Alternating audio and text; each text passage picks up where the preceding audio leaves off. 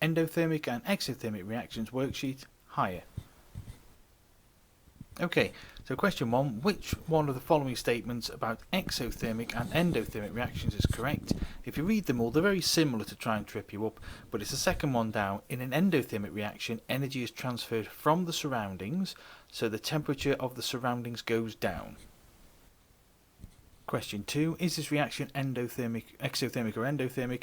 Well, we've gone from 18 degrees to 4, so it's going to be endothermic.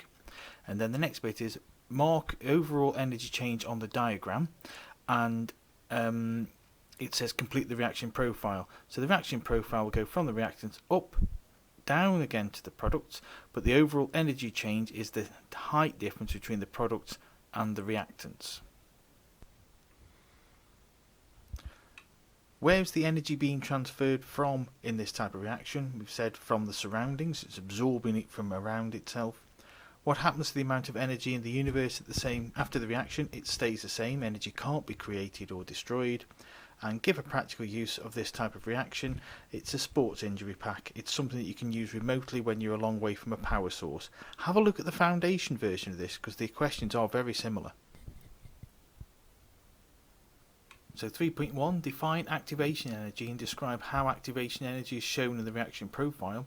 So activation energy is the minimum amount of energy needed to start a reaction. It's the spark when you're lighting a Bunsen burner.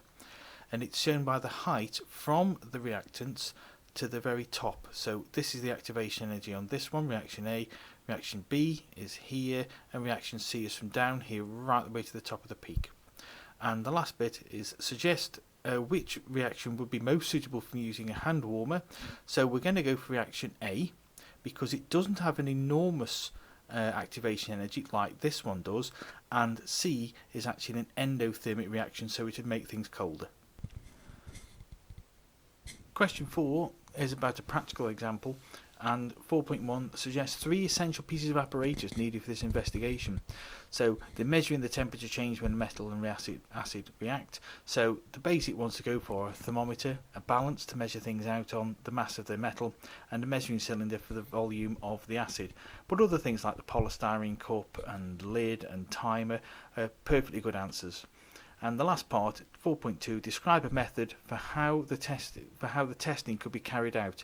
So just read through what I've put, pause this, have a look at those bits. That would get you all 6 marks.